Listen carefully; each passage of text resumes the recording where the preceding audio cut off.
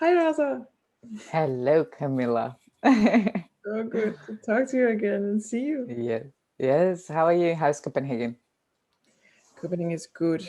Spring is coming. It's awesome. Really Sounds very brings good. like new energy. I can feel Oh, it. And you? that sounds so good. How is Lithuania? It actually funny. It snowed today, so we got some snow. It was really nice spring day yesterday, like sunshine, the thin jackets, and today I opened my eyes and it was full of snow. Hmm. And I was like, okay, winter is back. Just gotta deal with it, right? Yes. So, Rasa, I've been looking so much forward to doing this podcast with you. Yeah, me too, actually. Mm. And hello, everybody. Yeah, And we were so excited and a bit stressed, nervous. a bit nervous. It's the first time. But Yes, yes, yes. we have a lot of things on our minds and we would like to share to try to empower people. So, I guess maybe what would what's your purpose with doing this? Mm, good question. Actually, I think it came like when we were just talking, like we used to have together the calls, we talk, share what we do in lives, we share about the meditation, yoga, business coaching, like everything. And those are like mm, weekly meetings, just chats, seemed really, really resourceful, like full of cool ideas and full of information. And then I think I started feeling like, wow, that's a conversation that probably people would like to hear too. Like it's a lot of value there. And yeah, that's I guess I wanted to share, inspire people, empower them, and like maybe show that there are many different sides. It could be struggles, it could be good things, and like everybody has all the colors in life. So yeah. Well, what about you, Camilla? Why did you decide you would like to do the podcast? Well, I I so what inspires me about you and what I really find very special about our relationship is that you are one of like the only person, or at least you're the one with the strongest both spiritual mind but also like a logic mind. So let's introduce ourselves and our backgrounds in a minute, but not to reveal too much. You have an engineering background, but I met you at a meditation course, and you have this incredible ability to combine those two like fields in this modern life, and that inspires me like to watch and to follow, but also to have these conversations that you talk about, where we really discuss different things. So it's practical stuff, it's very spiritual stuff, it's difficult stuff, it's our traumas, it's our stress, it's our good things in life, and I really want to let people know that we can combine these two fields. So, this logical modern way of life with all of the old traditions and old spiritual knowledge, which we, or at least a lot of people think are, it's like hippie stuff. It's Yeah, you're stupid if you don't, if you believe in this. Like normal and yeah, well-educated people can believe in that. And yeah, I just think there's so much goodness we can take from these traditions and from this old wisdom. yeah, yeah, And I want to inspire people to take whatever they can use from that wisdom, because there's so much to gain and we don't have to figure everything out on our own. So yeah. that's really my Mhm. purpose of Yeah, being here. yeah, that's true. That's true. Actually, that's a very valid point because same with you. Like, there are not many people that I know that are both-sided, like logical and spiritual, and you can actually connect fully with someone with both of your sides. So yeah, I think that's why our relationship becomes stronger and we feel connected because definitely you as well could help me with taking like a logical, strong decision, and as well like supporting me emotionally, spiritually, and things like that. And totally, I think people these days try to go like one-sided, be something good at one.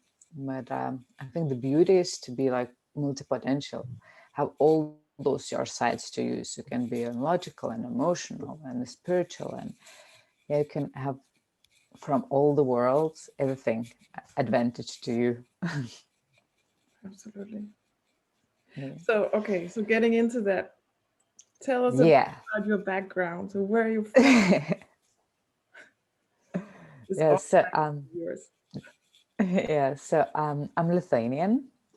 I've been living in many different countries like Germany, Denmark, China, Australia. I traveled a lot. As an education, I did engineering, electronics engineering, and then biomedical engineering. So I'm really was into all the logical stuff, and all my projects were related with actually brain signals. So I'm very much scientific about what's happening in the brain, neurotransmitters, mind, and at the same time, I was so fascinated about the mind and this neuro stuff that I started digging into as well meditations, yoga, mindfulness, manifestations, and things like that. So I think I'm all about the mind, my mind. And Rasa, if there's like anybody in the world I can think of that is a true world citizen, that's you.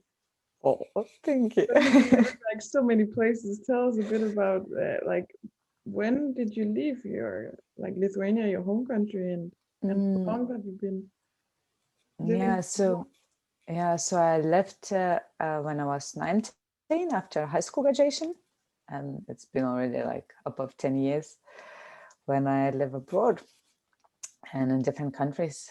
And I think all this traveling gives me this richness of seeing different cultures, understanding different things. And the world is so different. Like we have very different schedules, we have different food, we have different weather. But what comes to the human itself, I find it wherever you go, the humans are the same. They have the same basic needs. Everybody wants to be loved, understood, appreciated, respected. So it doesn't matter where you go. It's we all kind of share the same what we want. Yeah. So I think that's all about me. Mm. What about you, Camilla? Tell me where you're from, what you do. Yeah, I'm from Denmark and I still live in Denmark, but I've been traveling a lot as well. And you and I met uh, in Nepal, and then we're gonna get back to that topic in a minute, I think. But yeah, I'm located in Copenhagen, and I have an educational background from also a very logical place, so from business school. And I come from a family of business people, and there was no like question that I was going to do that. And I was like I was pressured into getting all of the education I could get, so I had to get a university degree, and I did that. And then I did a master degree after that in business and in international business and in finance and all of that stuff. And I really liked it at the time. And I've been in the corporate world for 10 years. I left the corporate world a year ago, and I've been doing other stuff since then, but I think we're going to get that back to that as well at another point. Just the point is that I've been really sucked into this corporate world. I've been in the IT industry, amongst others, where it's so busy. Like, I've been so busy and time been flying by. And when I look back, I'm not too sure what I actually did, what I achieved. And I woke up to this realization at some point and didn't feel good. Like I couldn't feel myself and I didn't feel good.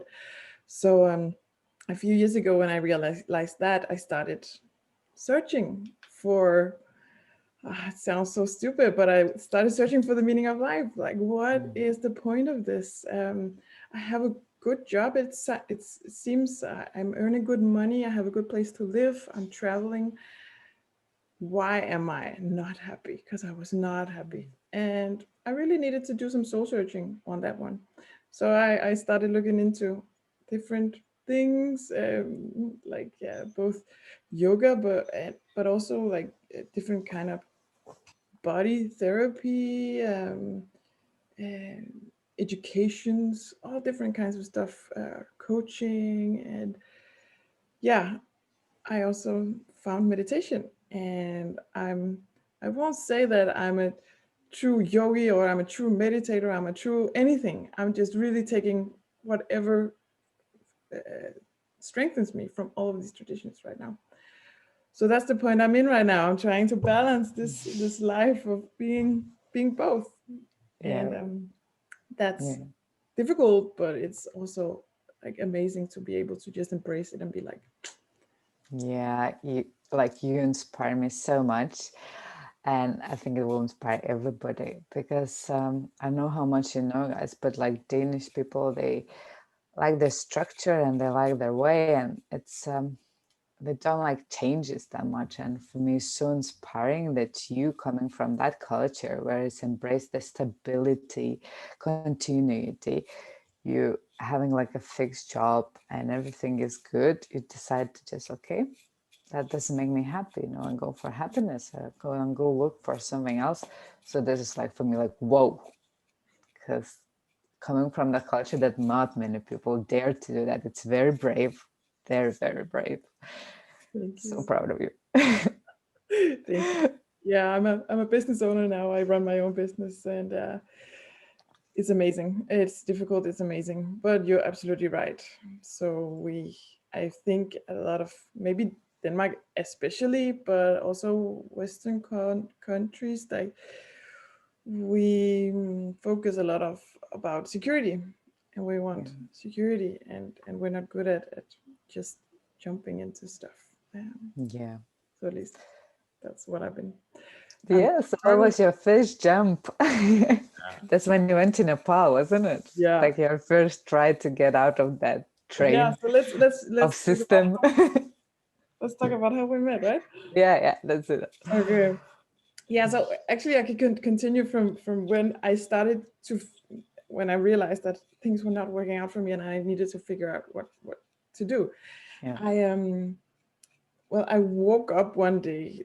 Like my really wake up was my sister. I had a conversation with my sister, and again I was complaining about this job, and I don't Mm, know, and things. mm, And then she was like, "Okay, what would you do tomorrow if everything was possible? What would you do?" And I was like, mm. "Ah, what? I never thought about like in that way before."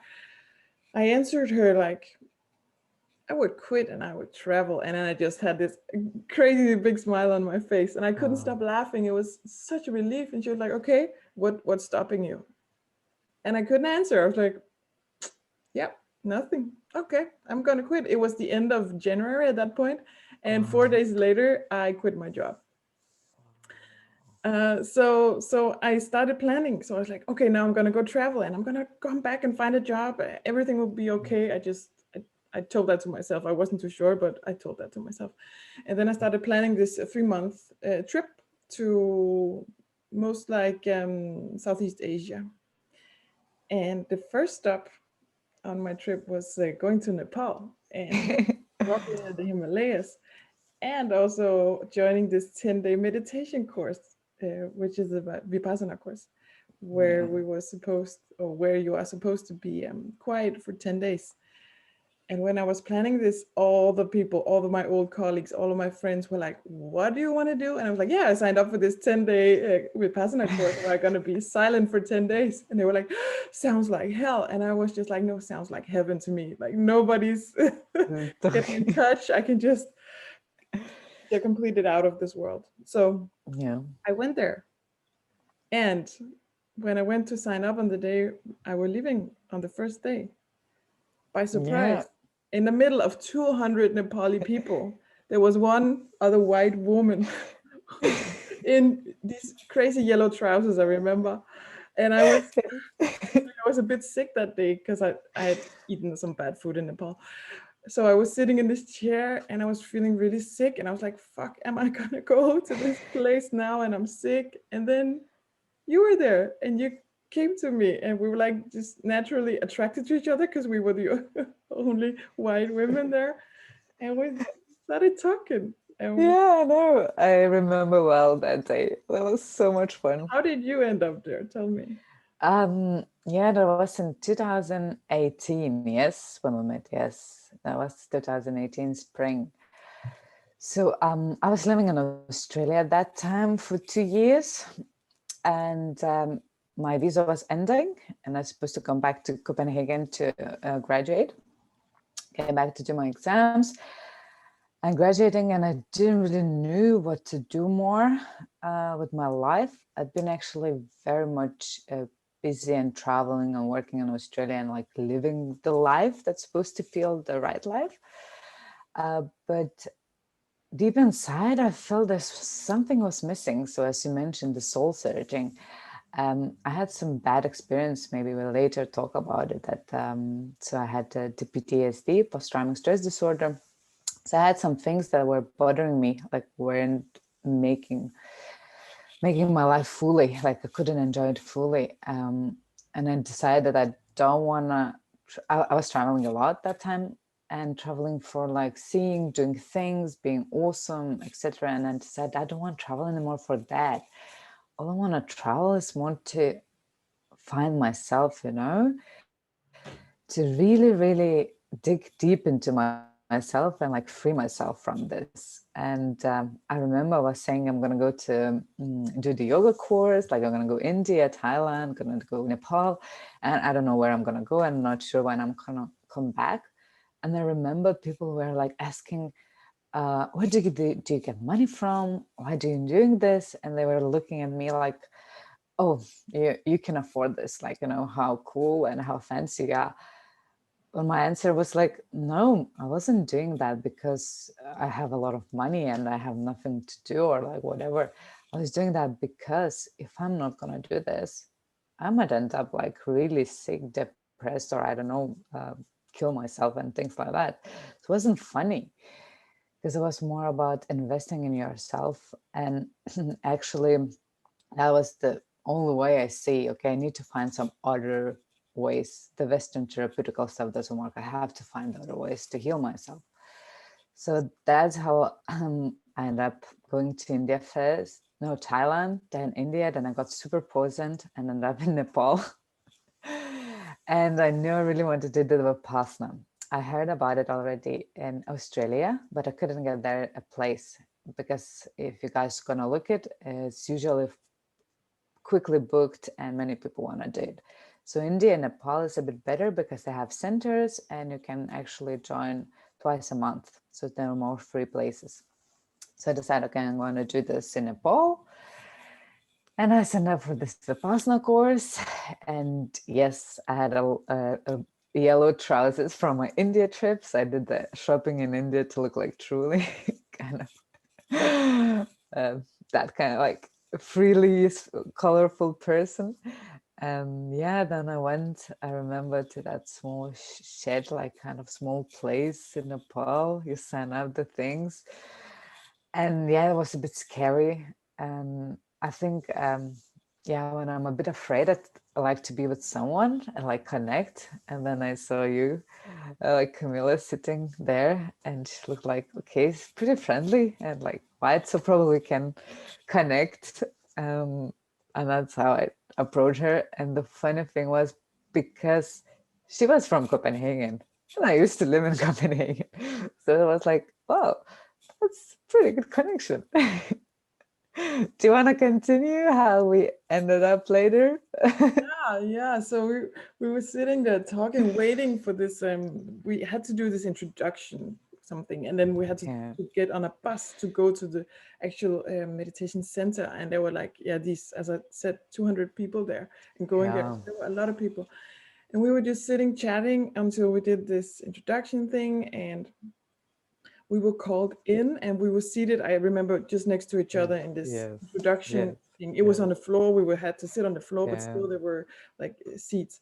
So we were called in, sat next to each other, and already there I can remember this silence kind of started, so we weren't really talking. Yeah. after that, we were shipped out to buses, and these Nepali old school buses with like so many people in them, and I know. just on those roads, and we were jumping up and down. That's what I remember. But we were Yeah, in and with a lot of stuff because they don't have like a trunk to put the stuff. So everybody with their backpacks and luggages like all squeezed in. yeah, and this like really colorful bus inside with the curtains and Yeah. carpets, and yeah, the true experience. But we were in the same bus, and we got there, and then when we got there, we had to deliver in all of our things, and then we were assigned a bed because there were like these, I don't know what to call them, maybe barrack. Can you say barrack? Yeah, Like, kind of dormitory, I would say. yeah, Like or like military stuff where like a lot of people sleep in one big hall. yeah, A military yeah. dorm. So we were Yeah. allocated to sleeping halls because we were Yeah. sleeping in big halls with a lot of women. So women and men were divided completely. Yeah. For 10 days. Yeah. And I was just, yeah, minding my own business, handing in my things. So on a Vipassana course or this meditation course for the 10 days, you cannot bring books, you cannot bring phone, no camera, no pen, no writing, no reading, Nothing. no nothing, only clothes. Yeah. So I was handing in all of my things, my camera, my mobile phone stuff, and then I were assigned for a bed. So I got a number for this sleeping hall I had to go to, and there was a bed assigned for me, and I could put my things there. And then I found this hall, and I went inside, and I can't remember if you were there before me or I were there before you, I but don't remember that neither. turns out that we are sleeping in the beds right next to each other in this big sleeping hall. So already there, I felt a bit safe because I was Yeah. nervous, and I knew that things were gonna change a lot in a minute. I was not gonna say a word for 10 days, and silence would be Yeah. like overwhelming, especially with my crazy busy lifestyle before getting there. But then you were there, and you were just in that bed, and then we ended living like next to each other for 10 days without speaking a word. Yes. So Yes. no gestures. That's also like Mm. talking. So gestures are speaking in the Yeah. Vipassana world, and you're not allowed to do that. So we weren't like, we were looking down. Nobody had eye contact. We were looking Yeah. down to be respectful of each other, and sleeping next to each other, and just minding like, okay, so you're there. I'm gonna go here, and without talking. Yeah. Totally. So destiny brought us together, I think. And then after the 10 days, that's just history now, because then we never stopped talking after that. Yeah, I know it's pretty funny because when you really think, when people ask how I met, so yeah, in this 10-day silent meditation. So okay, that's weird. But yeah, actually, I think the whole experience, as I guess for many people, the experience together like really connects people. So this was for both of us first time when we actually hand in the phones and hand in all the stuff, and it's first time we experienced this Vipassana. Now we're doing it actually every year, so we used to it and it doesn't seem anymore tragic. But for this time, it's actually like more than 10 days in total. So it gets a bit like, wow. You don't have a phone, you can't reach, you can't talk to anybody. It's first time ever you don't speak for 10 days. I remember I was after maybe 5 days, I lost my voice. I went to the bathroom and talked to myself like, Rasa, Rasa. Okay, I still have it because it really felt like, yeah, it was very different experience and very shifting mindset experience. It was different countries, different things, and I guess that's what really connected us because we were there for each other. More or less like in the mind, and after the experience, after when we could talk, that was like the first people who talked, the ones you lived with. So I think that really connected because we could share the same experience, we've been the same, we've done the same, and so it's, yeah, it's really cool. And I remember there were no hot water because in Nepal they don't have this water heating system, so there's solar panels that heat up the water. And obviously, in those 10 days when we were there, it was rainy and cloudy. So there was freezing cold. And it was so cold in general in that place.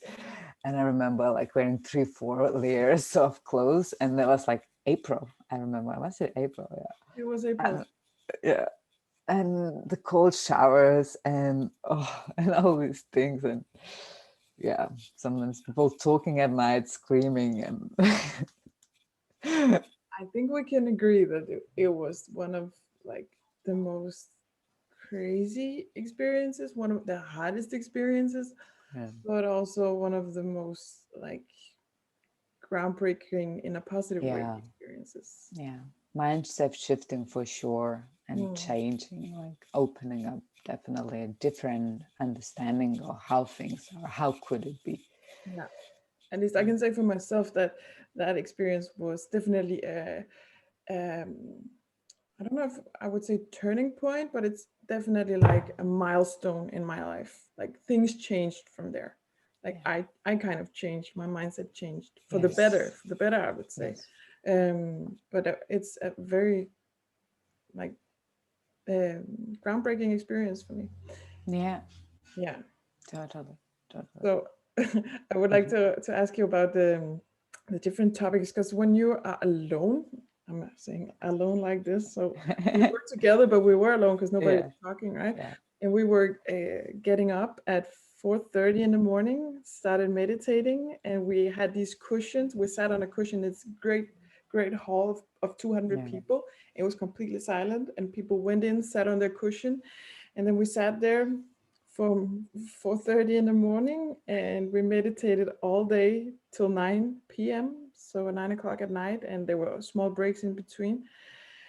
But basically, all day was just spent there, sitting on your cushion on the floor, closed eyes, no sounds, just learning this meditation technique and practicing. So yeah, practicing and yeah, meditating all day. So I don't know how many hours it was, like 12 hours a day sitting there. Um, so yeah, I wanna ask you about a few like whatever came to your mind and what topics came to your mind and what you dealt with in those days, because those topics are the ones I think we're gonna continue this podcast on in the coming episodes. But right yeah. before that, I want to tell a quick fun story that it's actually your Go for story, it. but now I'm telling it because I remember during one of those days when we were sleeping there next to each other, um, there was a small table next to the bed, so we could have like a toothbrush there and Yeah. whatever Toilet paper and toilet stuff like paper, that. for example, Yeah, because we needed, as you said, it's in Nepal. There was no hot water, yeah, there was no yeah, toilet paper, like yeah, so it was just a hole in the ground. So if you wanted yeah, toilet paper, you had to bring it on your own. yeah, And so I had this roll of toilet paper, and it was standing there on the table. And one of the rules that you sign on when you go into the Vipassana course, well, one of them is that you keep quiet. Another one is that you don't steal. And I just remember that you told me afterwards that at one point you ran out of toilet paper, and mine was standing there on this small table, and you didn't take it. I was like, oh, you should have taken it. Yeah, yeah, I hope you took some. And you were like, no, I couldn't, because I'm not allowed to steal, and I couldn't ask for you to hand me something, so you didn't take it. And I was heartbroken by that afterwards. I was like, Oh. stealing, you should have taken the toilet paper. But funny. Yeah, yeah, there are a lot of funny things when you actually think about it, like in this silence when you first time you don't know how to behave and how to do, and with this like when you go together or like you go wash your face and you kind of what let someone else go, or you go now and you can't talk and you can't show and you can't look and you just this courtesy, it's very hard It is. to maintain. Yeah. That's But very coming back to the topics, I think for me, obviously, because I came out with my particular reasons with the panic attacks and post-traumatic stress disorder. So that was, I think, what was mostly going through my mind. So I had a really experiencing those flashbacks from the accident that happened to me. Maybe we'll talk later in the episodes about it more. So basically that was coming up. Then My relationships, obviously, I'm very much into the relationship person, and my previous boyfriends are the loves that I really felt for the people, so they were coming up and kind of was forgiving, letting them go. Um, then my parents, obviously, my relationship with my parents. Uh, I really realizing how much I miss them, how much I want to connect with them, and all this kind of childhood traumas, childhood memories that coming up were there. Then I think that what connected us very much was the sister story. We both have actually younger sisters, which we love a lot and we so much connected to. And we both kind of have similar things that happened for us, how we experience the sisterhood. That could be a nice topic as well to talk in the episodes. So that was the sister as well. Uh, and then basically the life itself, the goals, purposes, and career, what you want to do, how you see the life. I think that was mostly what's going on in my mind that time, except for I'm so hungry, I want to have pizza, I want to have this, and because the food there obviously is local food, vegetarian and very simple. So I definitely missed pizza. I love pizza. So I was doing pizza all the time, like flying around. But yeah, yeah. What about you, Camilla? What was in your head when you were sitting there 10 days, 12 hours a day from 4 in the morning till 9 in the evening in the hole? A lot of things I have to like, okay, yeah, what was really present with me in those 10 days were this still this question of what is the purpose of all of this, what's going on, what is this life, so what am I going to do, what do I want to do.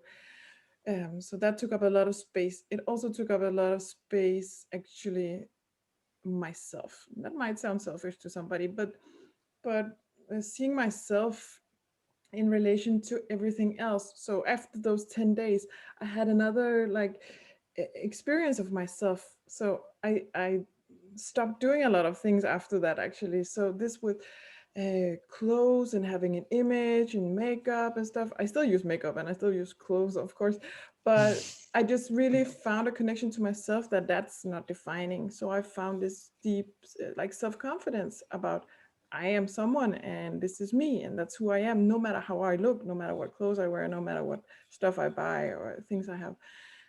So this Yeah, relationship. you were more doing it for yourself instead of trying Hmm, to show up to people, yes? absolutely, yeah. And through getting to know myself in this way, I kind of I I don't know how to put it, but yeah, I just found peace in that. So found peace in myself somehow. And then Yeah. yeah, then also like you said, the relationship with my sister was very present at that time as well in my mind, and with my family in general, like what's going on there, the issues, the problems, and then also men. So relationship with men in my life took up a lot of my thinking as well. And yeah, just general, like, yeah, what's the purpose of all of this? So where do I want to go, like, and how can I go there, and yeah, Yeah. all of that. So I think, and Yeah. oh yeah, and I need to, the most obvious one maybe is like depressing state of mind. I've Yeah. been in quite like, I've been really depressed and dealing with it completely on my own. And that's Yeah. a topic that I think we're going to cover as well.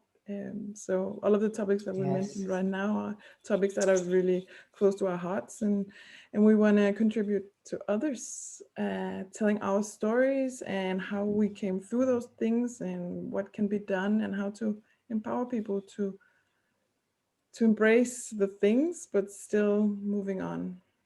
Yes, yes. I think that's what really, as you mentioned in the beginning, what connected us, that we come from a different backgrounds.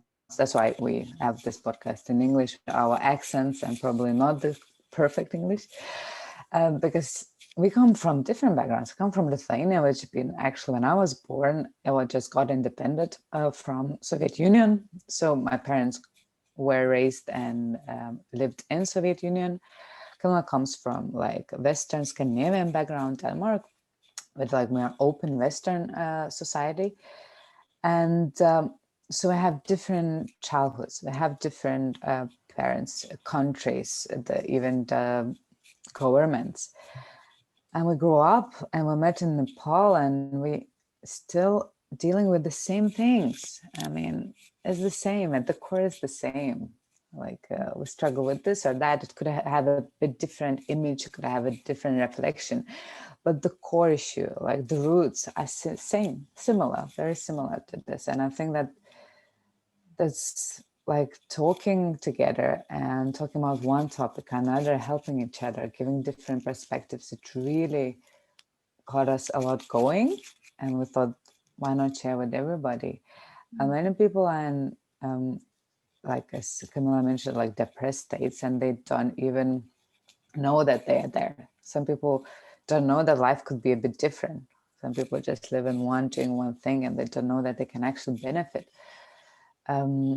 So if you, sometimes you don't feel that something is missing, but because you don't know that you can be more potential, you can live your up to potential. And I think that what we wanted to do, to a bit empower people, to show that, okay, you can have struggles, you can go, you can do this, you can be your authentic self, true self, and be open.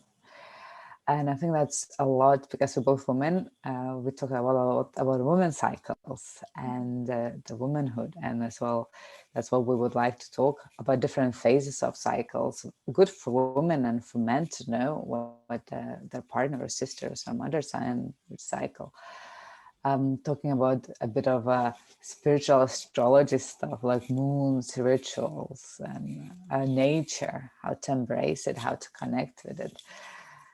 That's something as well resonates a lot with us. Yeah. Do you have anything else, Camilla, to add? I think from your coaching experience, there could be some nice topics that we could Absolutely. crack. Absolutely. Yeah, I would love to share with you like the knowledge I've gained from becoming a coach. So I'm a coach and I work with women daily, and of course I'm going to bring some of those topics as well into our talks here on this podcast. And then, as you said, I really want to do the difficult thing that is to tell the truth and to tell stories and to be open and talk about taboos and stuff that are not that we don't people often don't talk about, but we all struggle with, and we need to learn, and we need to learn that all of us have these struggles, and just to help each other out. So figuring out how to deal with these things and how to make them empower you. So yeah, Yeah. be of inspiration and to be good company.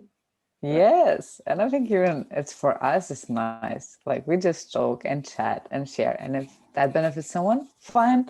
Not, that's fine too. But more, I think, like the message I would like to get across would be like, be authentic. Like the authenticity, be yourself, and it's everything. All your traumas, all your bad experience, all your good experience, all your dreams, all your fails. With this authenticity is what actually is beautiful about you. But it's really something that are you in. And sometimes we try to be just the beautiful image, like just the good things, and that's not that authentic. Yeah, so that would be my message, more like we try to be authentic with ourselves and translate that to people. Yeah, What that's a about you? beautiful way of putting it. Yeah. Do you Cool. have anything to add, sweetheart? Just want to say that I look really much forward to all of our talks and all of these coming episodes. And yeah, I just think we should get going. Yeah. So Yeah. Yeah, I agree. And guys, if you have any topics you want to talk or something, you just always can comment, send us, connect, and we can try to talk about it. Yep. So Great. Good talking to you. Same. We'll talk soon. Okay. We'll talk soon. Thank you, guys. Yeah. Bye-bye. Bye.